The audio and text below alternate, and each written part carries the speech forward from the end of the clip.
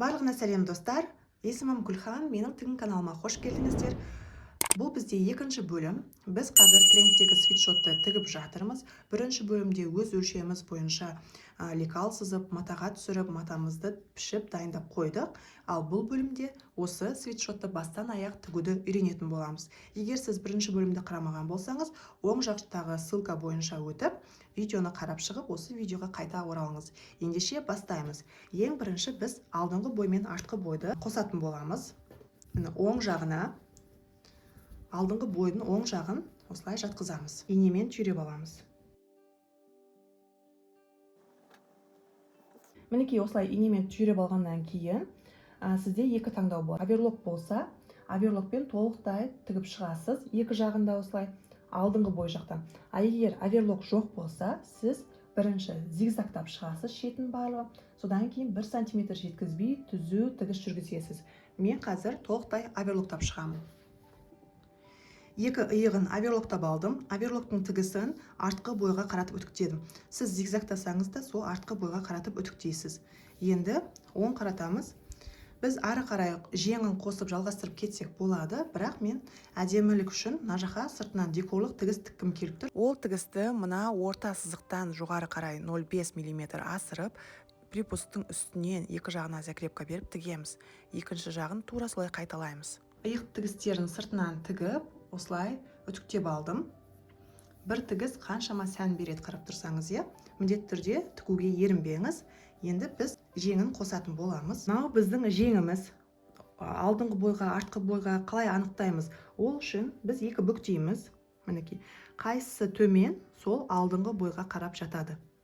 Яғни, мынау бізде мына жаққа, екіншісі мына жаққа.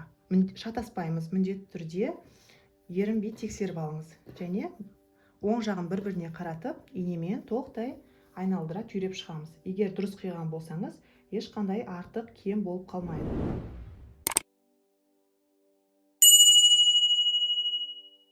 Енді толықтай оверлоктап шығамыз. Егер оверлок жоқ болса, зигзагтап түзу тігіс жасап тігеміз.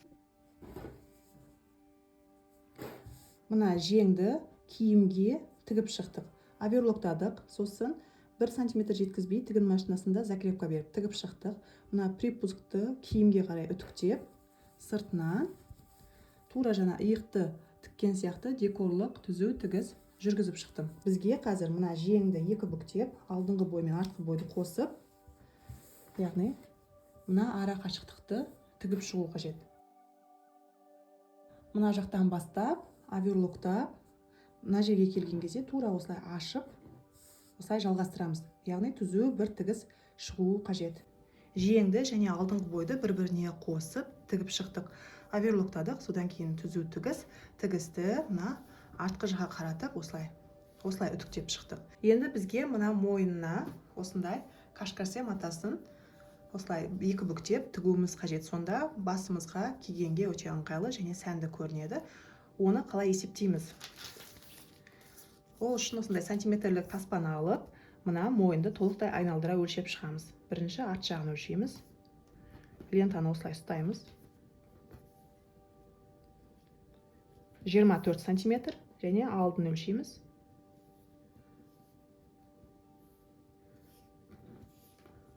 31 сантиметр. 24 қосылған 31 тең 55. Енді бізде осы коэффициентті шығару үшін арнайы санды қолданамыз. Ол коэффициент деп жазып қояйын. 0,7. 55-ті көбейтеміз 0,7-ге тең 38-де 5 сантиметр шығады. Тігіске 2 сантиметр қосамыз. Тең 40-та 5. Яғни ұзындығы 40-та 5 болатын кашкасе қажет. Еніне мен дайын түрінде 2 сантиметр болғанын қалаймын. Осылай 2 сантиметр, яғни 2 қосылған 2 бүктеледі себебі, және 2 сантиметр тігіске. Тең 6 сантиметр болатын осындай бөлікті қиып алуым қажет. Қазір мен неше сантиметр екенін өлшеймін мұнда.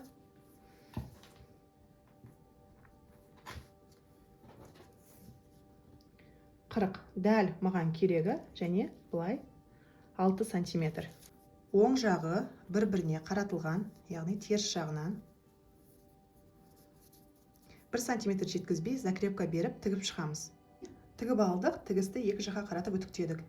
Енді мына қашқарсай матасын екі бүктеп, әдемілеп үтіктеп аламыз. Осындай үтіктелген форма шығады. Енді мына тігісті осылай ұстап тұрып, мына бөлікті төртке бөлеміз бормен.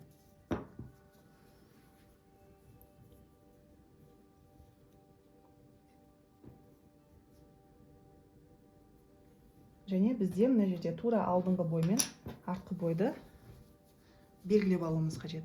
Окей, осылай бүктеп, мынау бізде алды және теріс жағынан арты.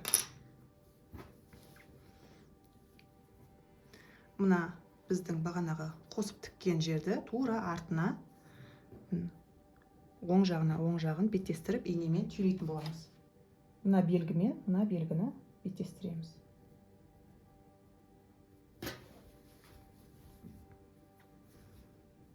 Осылай ыңғайлы болады.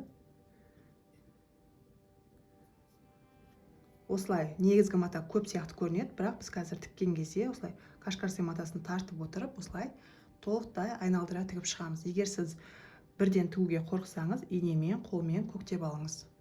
Мен қазір толықтай тігін машинасында тігем, содан кейін тігісті оверлоктап шығатын боламын. Қашқарсай матасымен мойнын өңдеп шықтық. Бірінші тіктік, оверлоктадық. Содан кейін кішкене үтіктеп алдық.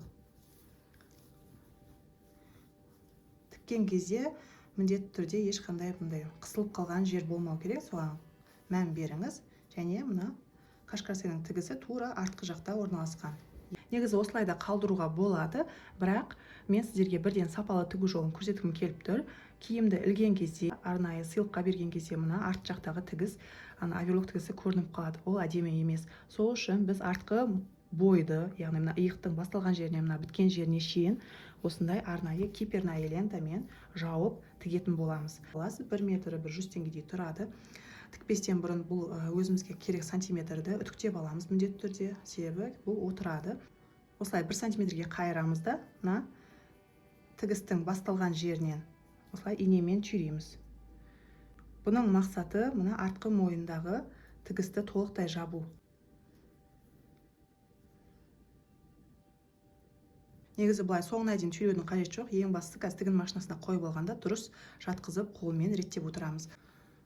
Бір бөлігін тігіп алдық, енді екінші бөлігін мына припускты артқы бойға тура жатқызатын боламыз. Инемен осылай толықтай түйреп аламыз. Мына киперная лентаға 1 мм жеткізбей, басынан соңына дейін тігіп, екі жағына закрепка беріп тігіп шығамыз. Киперная лентаның екінші жағын артқы бөлікке жабыстырып тіктік. Теріс жағынан өте таза, ұқыпты. Оң жағынан мінекей осылай көрінетін болады. Қазір артқы жіптерді қиып тастаймыз.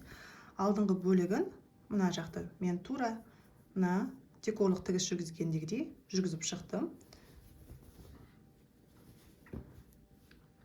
Мінекей бағана айтқаным осы. Киімді осылай іліп қойған кезде артқы бойы өте таза көріну үшін. Енді бізге манжеттерін тігу қана қалды. Ол үшін манжетті оң жағын бір-біріне қаратамыз. Яғни теріс жағынан қазір мына қысқа ұзындығын тігіп шығамыз толықтай. Жеңнің манжетінде тура солай жасаймыз. Тігіп алдық, тігісті екі жаққа қаратып үтіктедік. Енді бізге мына қалың болып кетпес үшін тура ортасынан осылай тігіске жеткізбей тіліп аламыз. Және бір жағынан бір припускты жарты 4 мм-ге шейін қиямыз, және екінші жағынан.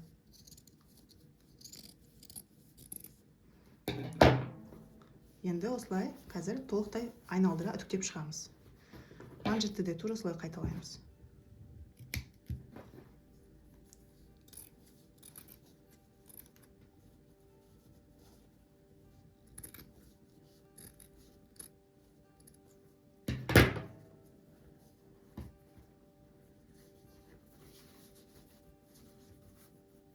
Үтіктеп алдық.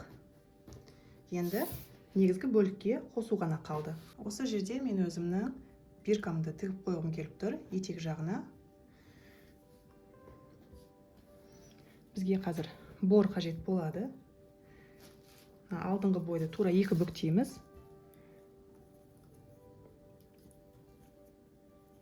Алдындағыдай тура мойынды тіккендегідей 4 бөлікке бөліп аламыз. Жеңді де тура солай жасаймыз. Бірінші 2 бөлікке. Осылай бормен белгі қалдырамыз, кішкене көрінсе жеткілікті. Қашқарсай матамызды да тура солай 4 бөлікке бөліп аламыз.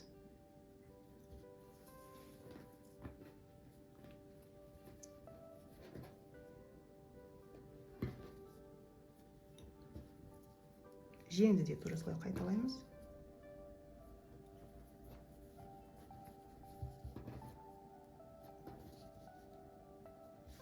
Мына қашқарсай тігісін артқы бойға жатқызамыз. Яғни мына жерде жатуы қажет. Етек қойғаннан кейін, мінекей өзіміздің биркамызды алып, мына алдыңғы бойдың сол жағына осылай тұруы қажет, көрініп.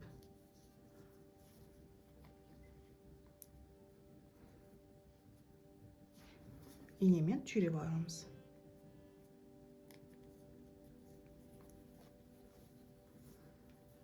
Дайын күйінде осылай көрінетін болады.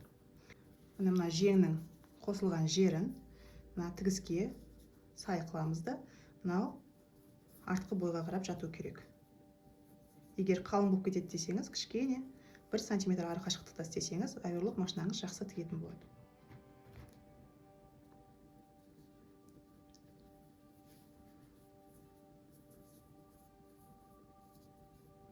Бұл жерде 4 жерден ғана түйресеңіз жеткілікті. Барлық жерді түйреп алдық, енді тігін машинасында тігіп, оверлоктап шығамыз толықтай. Мінекей біз манжетімізді тігіп алдық, қолымызға да тігіп алдық.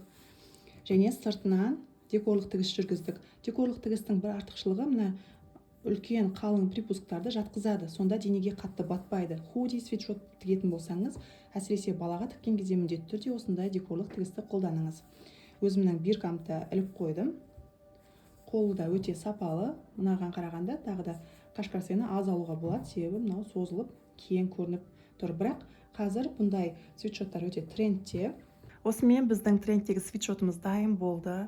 Оңай жолмен лекал құруды, бірден сапалы тігуді көрсеттім деп ойлаймын. Міндетті түрде осы 2 видеоны конспект ретінде жазып, өз өлшеміңізді балаңызға өлшем алып, тігіп, практика жасаңыздар. Сонда нәтижесі ойыңыздағыдай шығатын болады. Видео ұнаса, лайк басып, комментарий жазыңыздар. Өзіңіздің жақындарыңызға, әпке-сіңлілеріңізге осы видеоны таратыңыздар. Ол сіздің маған деген алғысыңыз болады.